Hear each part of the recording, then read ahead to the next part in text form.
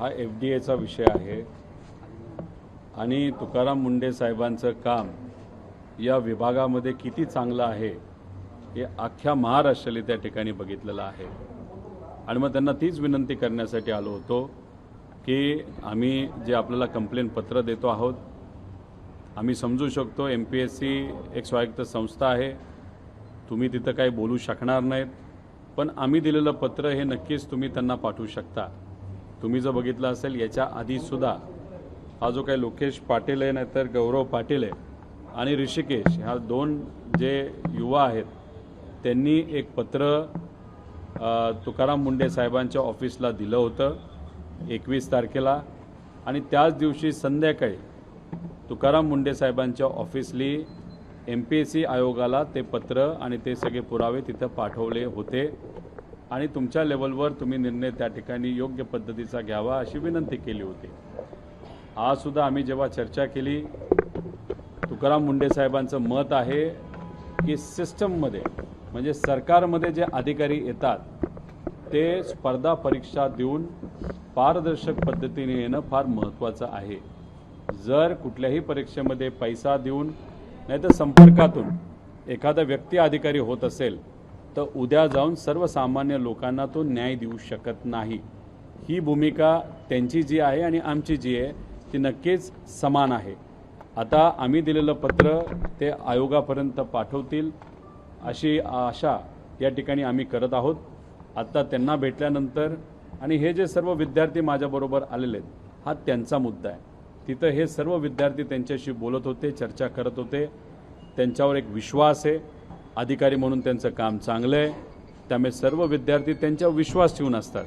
त्यामुळे चांगल्या अधिकाऱ्यांशी चर्चा करून या विषयावर बोलणं हे त्यांच्यासाठी महत्त्वाचं होतं म्हणून आम्ही खरं तर आलो होतो। आता तुमच्याशी बोलल्यानंतर आम्ही लगेचच MPSC आयोगाकडे त्या ठिकाणी चाललेलो आहोत। आता मगाशी जेव्हा राष्ट्रवादी शरदचंद्र पवार यांच्या पक्षाच्या कार्यालयामध्ये मी प्रेस कॉन्फरन्स घेत होतो, तुम्ही सगळ्यांनी मिळून एक पत्र हे लोकेश पाटलाचं का उर्फ गौरव पाटील, हा गौरव पाटील उर्फ लोकेश पाटील हा तसा एकच व्यक्ती आहे, त्यांनी हे पत्र जे पाठवलं आयोगाला याची कॉपी तुम्ही आम्हाला दाखवली, मी त्यावेळेस ती बघितली नव्हती।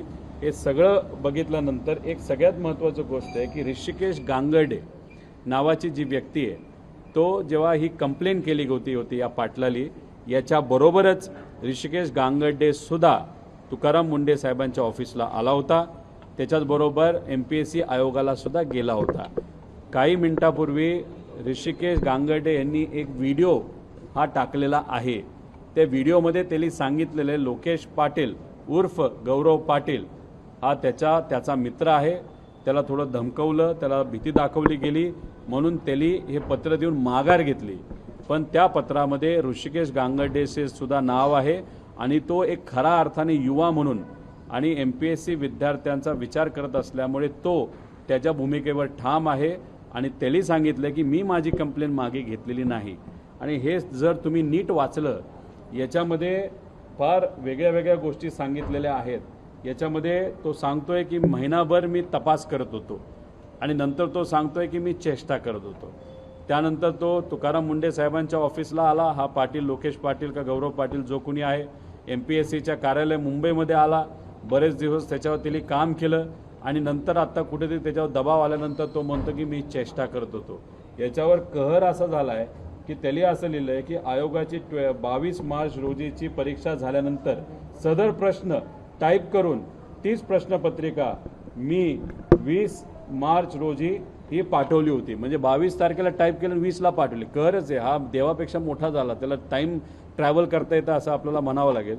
आणि याच्यात तो स्वतः म्हणतो की याच्यामध्ये काही पेपर प्रश्नपत्रिका असलेल्या याच्यामध्ये काही प्रश्न हे मॅच झालेले आहेत। आमचं हेच म्हणणं आहे ना, जो क्लासेसचा प्रश्नपत्रिका होत्या त्यातल्या 100 पैकी 90 प्रश्न हे आयोगाच्या प्रश्नाला मॅच झाले, हाच आमचा त्याच्यामध्ये मुद्दा आहे।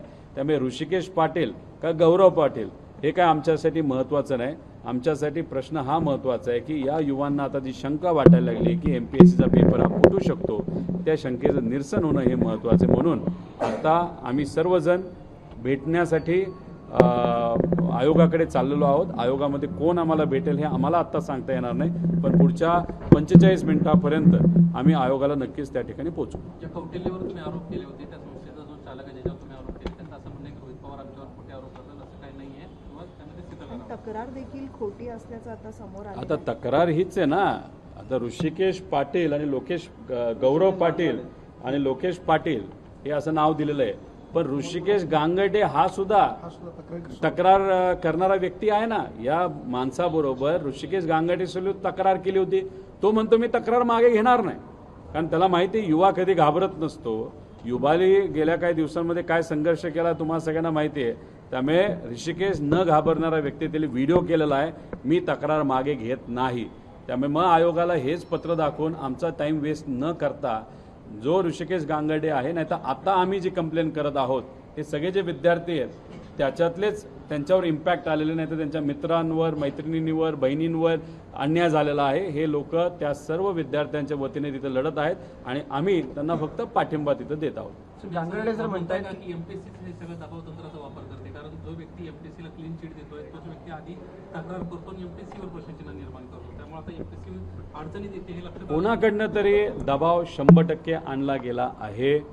याच्या आधी जेव्हा आयोगाशी काही विद्यार्थी बोलण्यासाठी गेले त्यांनी त्यांना डायरेक्ट सांगितलं, जर तुम्ही वेगळ्या पद्धतीची काही तक्रार करत असाल, वेगळंच काही भूमिका घेणार असेल तर तुमच्यावरच आम्ही कारवाई करू, अशी सुद्धा अप्रत्यक्षपणे धमकी दिली असं आम्हाला कळतंय.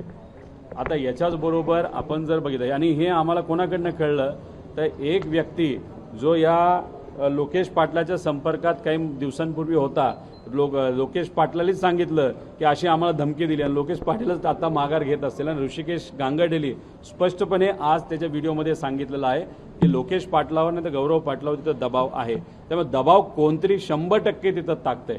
आणि ते जे काही नंदुरबारचा क्लास आहे तो नंदुरबारचा क्लास हा पाटलाचा कोण, तो पाटील कुठल्या गावचा पाटील हे आम्हाला तरी त्या ठिकाणी माहीत नाही.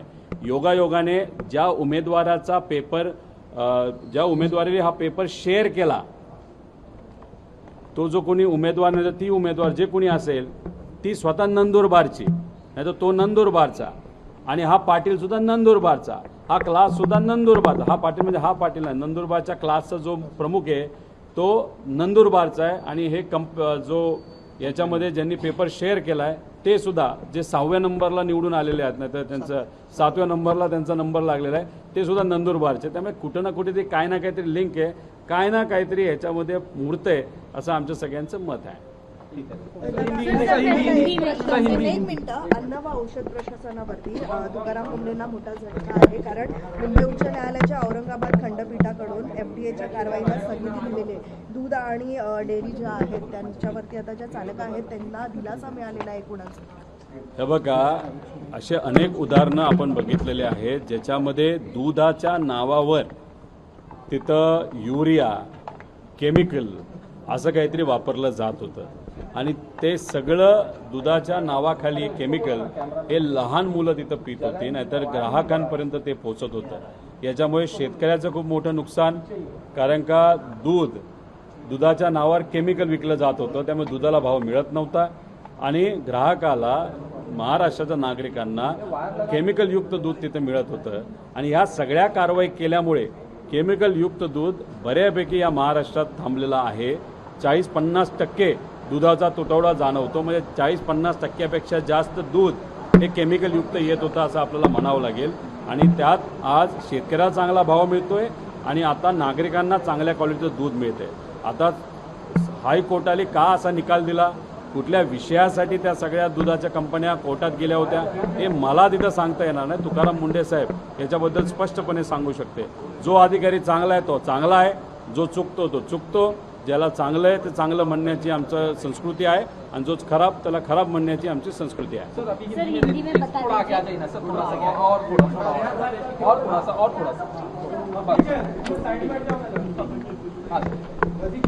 देखो, एफडीए के जो प्रमुख अधिकारी तुकाराम मुंढे साहब हैं, उनको मैं और ये सब विद्यार्थी जो बाकी विद्यार्थी के वती से वहाँ पे लड़ रहे हैं उनसे हम मिले, बातचीत की.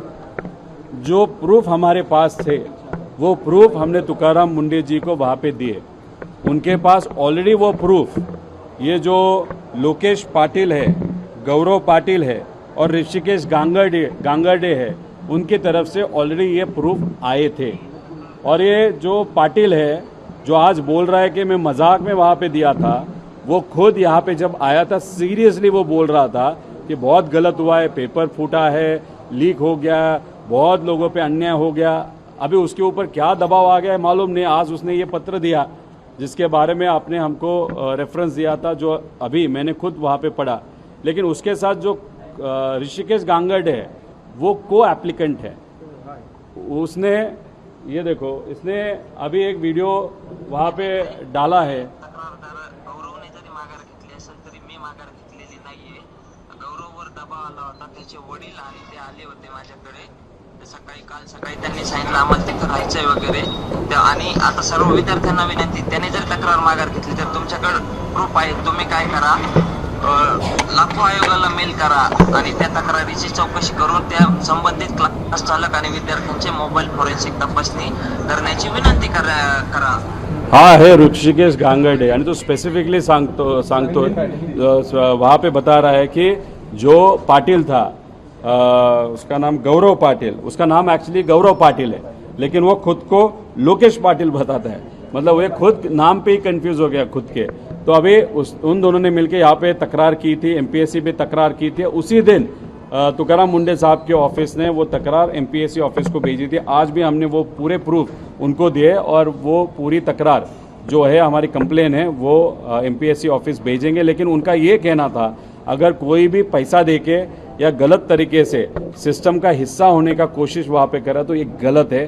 काम करने के लिए अच्छे अधिकारी होना बहुत इम्पोर्टेंट होता है। इसलिए अगर ये चीज़ सही है तो ये बहुत गलत चीज़ है। लेकिन ये जो भी है एमपीएससी आपको बता सकते हैं। अभी एमपीएससी को मिलने अभी वहाँ पे हम जा रहे हैं। आज तुकाराम मुंडे से भी मिले आप, क्या नहीं, तुकाराम मुंडे साहब का यही कहना था कि कोई भी व्यक्ति अगर सिस्टम का हिस्सा होना चाहता है वो कॉम्पिटिटिव एग्जाम के माध्यम से वहाँ पे आना चाहिए।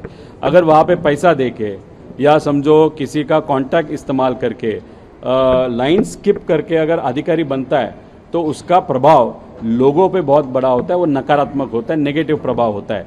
इसलिए कोई भी सिस्टम, एग्ज़ाम देने की सिस्टम हो, एग्ज़ाम लेने की सिस्टम हो, जो भी है वो फुल प्रूफ होने की बहुत इम्पोर्टेंस होता है। और इसीलिए अगर आपने जो ये प्रूफ दिए हैं हम एमपीएससी को भेजते हैं, एमपीएससी उसके बारे में जो निर्णय लेगी वो लेगी, क्योंकि वो एक स्वायत्त बॉडी है। लेकिन ये अच्छे अधिकारी होने के नाते, और ये जो बच्चे हैं जो इस बाकी बच्चों के लिए वो लड़ रहे हैं, उनका भी कहना था एक अच्छे अधिकारी के साथ मिलके बात करके उनसे चर्चा करना बहुत इम्पोर्टेंट है। और ये ड्रग इंस्पेक्टर ये जो पद है वो एफडीए के अंदर आता है, मतलब तुकाराम मुंडे जी के पद के अंदर वहाँ पे आते हैं। इसलिए हम आज उनसे मिले थे। सर, आपने कहा कि अब वो कंप्लेंट वापस नहीं लेंगे। युवा है, जो युवाओं ने कुछ महीनों में करके दिखाया है, युवा डरता नहीं है किसी से।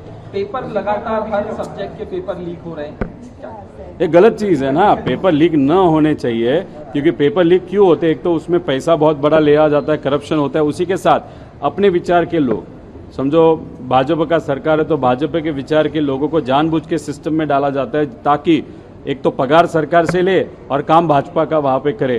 तो ये जो चीज़ें हैं वो गलत होती है। इसलिए हमारा हर वक्त यही कहना होता है कि ये फुल प्रूफ सिस्टम चाहिए जहाँ पे पेपर नहीं फूटना चाहिए। जब आपने देखा होगा तलाटी भर्ती के वक्त हमने बोला था, लेकिन हमको सरकार ने बोलते वक्त बोला था आप झूठ बोल रहे हो, आपके ऊपर एफआईआर होनी चाहिए। लेकिन अभी मैट जो क्वासी जुडिशियल बॉडी है, उन्होंने खुद वहाँ पे सरकार को बोला है कि तलाटी भर्ती में भ्रष्टाचार हुआ है, 62 केसेस में हुआ है, वो केसेस ज़्यादा भी हो सकते हैं, तो वहाँ पे आप एक्शन ले लो। तो हम जब भी बात करते हैं विद प्रूफ बोलते हैं, हम कहाँ पे भी कोई भी चीज़ हवा में बात नहीं करते, वो इम्पॉर्टेंट है। ये भी चीज़ बहुत इम्पॉर्टेंट है, इसीलिए एफआईआर होके इन्वेस्टिगेशन इस बारे में होना बहुत इम्पॉर्टेंट है।